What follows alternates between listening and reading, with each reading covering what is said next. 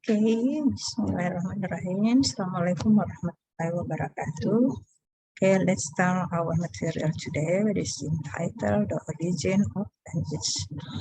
Let's have a look on the screen. I will share the screen.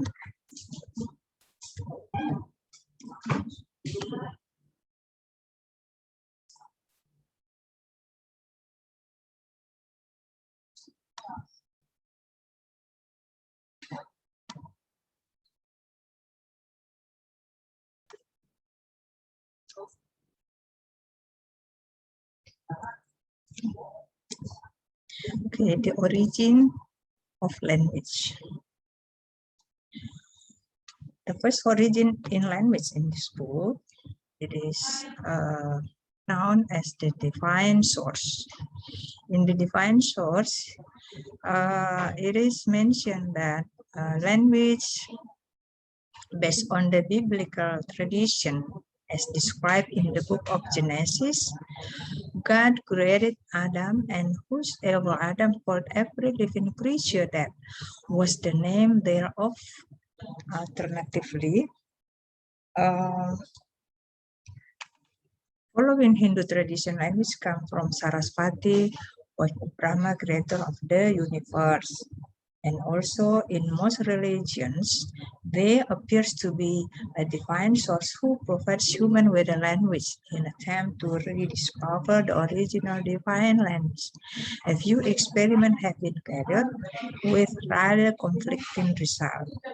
Jadi dalam hipotesis ini, sumber bahasa dianggap adalah berasal dari Allah, ya, sebagaimana dalam buku ini menyebutkan bahwa dalam tradisi biblical tradition, seperti dalam kitab Genesis, ya, surah Genesis, ya, Allah menciptakan Adam, di mana Adam disebut sebagai every living creature, ya. Kemudian dalam tradisi agama Hindu juga disebutkan bahasa itu berasal dari Saraswati, istri Brahma, yang menjadi pencipta alam semesta. Jadi hipotesis dasar ini menganggap bahwa if human infants were allowed to grow up without hearing any language around them, then they would spontaneously begin using the original God-given language. Ketika manusia itu terlahir dengan tanpa pendengaran bahasa di sekitarnya, tanpa mendengarkan bahasa di sekitarnya, mereka secara spontan akan menggunakan bahasa asli yang Allah berikan, yang Tuhan berikan. Di situ isi dari the divine source. Jadi sumber yang berkenaan dengan keagamaan, bahwa bahasa itu diciptakan oleh Allah. Meskipun manusia itu cacat, ya, disebel, tapi secara spontan manusia itu menggunakan bahasa yang diberikan oleh Allah. Selanjutnya, natural sound source, dianggap bahwa bahasa itu sumbernya dari bunyi-bunyi alam. Ya, you can see, you can write, you can read. The quite different view of the beginning of language is based on the concept of natural sounds. The basic idea is that the primitive words would have been imitation of the natural sound which have early men and women heard around them. When an object flew by, making a cow sound, the early human tried to imitate the sound and use it to refer the things associated with the sound. Jadi manusia itu akan menirukan bunyi yang didengar oleh alam, apakah itu bunyi binatang atau bunyi hewan, ya, seperti istilahnya di sini cow sound.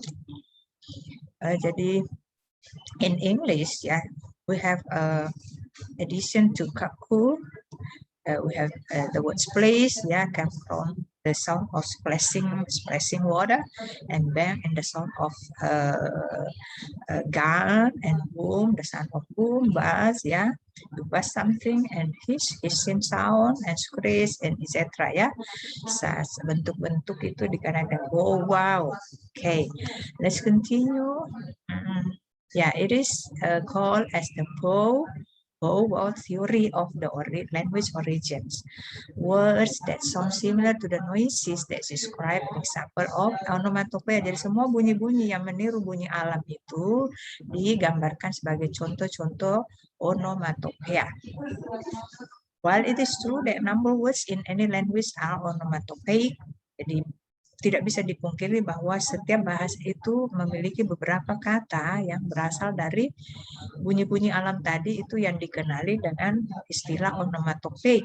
It's hard to see how most of soundless things as well as abstract concept in our world could have been referenced in a language that simply equate natural sound. Jadi bunyi-bunyi onomatopoeia itu tidak bisa dipungkiri bahwa dia ada beberapa terdapat dalam setiap bahasa dan itu merujuk been referred to a language untuk menyederhanakan bunyi-bunyi alam yang ditirukan, ya, digaungkan. Okay, let's continue. The other source of language, the other origin of language is social interaction source. Another proposal involving natural sound has been called Yo-Hei-Ho theory. Mengapa dikatakan Yo-Hei-Ho theory? It sounds like a spirit, ya, sound of spirit. Bunyi untuk membangkitkan semangat. Jadi ada beberapa kata yang diambil dari kelompok-kelompok manusia yang menggunakan tenaganya atau kekuatan fisiknya sehingga mereka menggunakan kata untuk membangkitkan semangat dan juga untuk membangkitkan, menambah kekuatan fisiknya ketika ingin melakukan suatu pekerjaan berat, misalnya lifting and carrying large bit of trees or legless hairy mammoth. Jadi itu adalah Yo-Hei-Ho theory. Ini digunakan oleh kelompok sosial, ya, social organization. Kegunaannya juga adalah untuk to maintain those organization, ya, mempertahankan kelompok mereka, organisasi mereka. Some form of communication is required. Dan mereka membutuhkan komunikasi, bentuk komunikasi tertentu di kelompok mereka itu, walaupun hanya just grunt and curses. Itu namanya Yo-Hei-Ho theory atau social interaction source. Kemudian, another origin of language is physical adaptation source. Jadi bahasa itu dikatakan dalam teori ini terbentuk karena adanya adaptasi secara fisik dalam perkembangan organ tubuh manusia. Instead of looking at types of sounds as the source of human speech, we can look at the types of physical feature human possesses, especially those that are distinct from other creatures, which may have been able to support speech production. Jadi dalam organ manusia itu terdapat organ speech yang terletak di sekitar areal mulut, ya, sampai ke leher sini, yang able to support, yang mampu mensupport, mendukung produksi ujaran. We can start with the observation that kita bisa memulai dengan pengamatan bahwa at some early stage, pada tahap awal, ya, beberapa tahap awal, our ancestor, nenek moyang kita, made a very significant translation to upright posture. Untuk upright posture, untuk memperbaiki, menyempurnakan postur. With the bipedal, ya, berdiri di atas dua kaki, automation, and revised role for the front limb, dan memperbaiki peran dari anggota tubuh bagian depan. Nah, ini berkenaan dengan teori perkembangan evolusi manusia. There are certain physical features that best thought as partial adaptation, which appear to be relevant for speech. They are streamlined version features of other primates. Jadi ini teori perkembangan evolusi manusia, bandingkan antara primata lain dengan manusia. Manusia itu kan termasuk juga salah satu primata. Primata kan manusia, simpanse, kelas-kelas apes, ya, gorila, monyet, dan sebagainya yang sekelas dengan primata. Nah, membandingkan postur ini, ya, membandingkan postur manusia, kita bisa lihat bahwa manusia itu bisa berdiri tegak, ya tidak bengkok seperti simpanse, dan leher manusia memiliki leher yang agak beberapa panjang, berapa senti. Kemudian kalau simpanse tidak memiliki leher itu tidak ada ya, langsung kepala dengan badan. Jadi itu mempengaruhi fungsi larynx dan pharynxnya. We know that in our production speech, we have organ speech that produce the sounds. Those are teeth, lips, mouth, and larynx, also pharynx. Ini alat-alat artikulasi yang mempengaruhi manusia dalam memproduksi bunyi. Simpanse tidak memiliki leher, di mana artinya leher mereka pendek ya. Jadi larynx dan pharynxnya tidak berfungsi dengan bagus.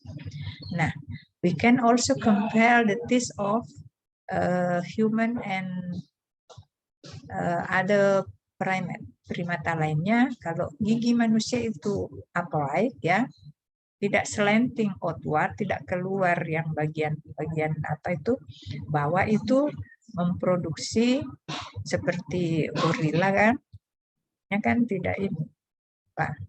Beda dengan konstruksi gigi manusia itu memudahkan untuk memproduksi bunyi P dan B. Begitu pula bunyi dental lainnya seperti D, ya. Sementara simpanse tidak bisa mengucapkan perbedaan bunyi yang dihasilkan oleh bilabial dengan dental. Terdental.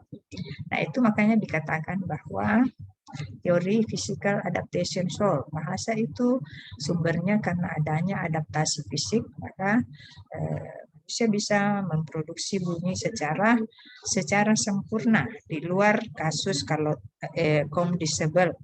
Ya. Kemudian di bagian leher itu terdapat larynx dan pharynx ya. Jadi voice box itu berperan membantu kita untuk mengeluarkan bunyi. Jadi kita walaupun organ speech lainnya sudah sempurna, tapi ketika voice box itu tidak berfungsi dengan bagus, maka tidak akan keluar juga bunyi. Begitu pula dengan pharynx yang mengatur resonator untuk meningkatkan increase range, laju meningkatnya bunyi ya, tinggi rendahnya nada ya, itu diatur oleh pharynx. Oke. Kemudian sumber lainnya, the origin of language tool making source ya. Jadi di sini dikatakan bahwa similar development is believed to have taken place with a man, and some believe that manual gesture may have been a precursor of a language. Jadi bahasa itu bisa diproduksi karena adanya bantuan ya, tool making. Ya, there is a evidence human has developed preferential right-handedness and had become capable in making stone tool. Jadi tangan manusia ini ya dianggap right-handedness, bisa membuat making stone tools, alat yang membuat batu ya, wood tool, kayu, alat-alat yang terbuat dari kayu, and composite tools ya juga tool making, membuat alat ya, or the outcome of manipulating object, hasilnya adalah bagaimana mengubah objek menjadi benda-benda tertentu yang menggunakan kedua tangan. Ini bukti bahwa otak manusia itu bekerja. Jadi kemampuan berbahasa itu didukung oleh human brain. You know that human consists of two hemisphere, left hemisphere and right hemisphere, di mana hemisfer kiri dan kanan itu saling mendukung untuk manusia untuk bisa memproduksi suara dan juga melakukan movement, gerakan. Jadi ketika terjadi gangguan pada hemisfer, maka orang biasa stroke itu karena adanya gangguan hemisfer kiri maupun kanan. Tidak dapat berbicara, tidak dapat menggerakkan lidah, dan tidak bisa menggerakkan organ fisik lainnya. Makanya dikatakan bahwa bahasa itu bisa terbentuk karena adanya tool making source. Okay, the last is genetic source. Teori genetic source ini mengatakan bahwa the almost automatic set of development and complexity of the young child language had led some scholars to look for something more powerful than small physical adaptation of the spatial over time of the source of language. Di sini intinya bahwa kemampuan berbahasa itu adalah genetik, dibawa sejak lahir. Walaupun manusia itu Evangeline dan Abon Dev dilahirkan, walaupun anak-anak itu dilahirkan tuli, tapi he or she become fluent sign language user, dia akan menjadi pengguna bahasa tanda yang menggunakan tanda dengan lancar, ya, given appropriate circumstance very early in life. Mereka akan berusaha menciptakan bahasa untuk berkomunikasi. Itu namanya genetic source. Nah, berkaitan dengan ini, as the solution to the puzzle of the origin of language, this innate hypothesis would seem to point something in human genetic, possibly a crucial mutation as the soul. Jadi bahasa sebagai genetic source di sini juga dikatakan sebagai innateness hypothesis, hipotesis naluri, ya. Memang ada manusia dilahirkan dengan naluri untuk berkomunikasi. This would not have been a gradual change, but something that happened rather quickly. We are not sure this proposed genetic change may have taken place or how it might relate to the physical adaptation described earlier. Jadi itulah ya, yang terakhir ini, genetic sources ini, di mana bahasa itu merupakan innateness, naluri manusia untuk berbahasa. Jadi itulah yang manusia miliki, yang dikaruniakan oleh Allah, bahwa seorang anak itu dia mau tuli, dia mau pinter, dia mau tidak pandai, itu pasti bisa berbahasa. Ya, itu menurut genetic source. Okay, I think that's all. Explanation for the material today. Thank you very much. Assalamualaikum warahmatullahi wabarakatuh. Oh iya, Alhamdulillah, makasih banyak.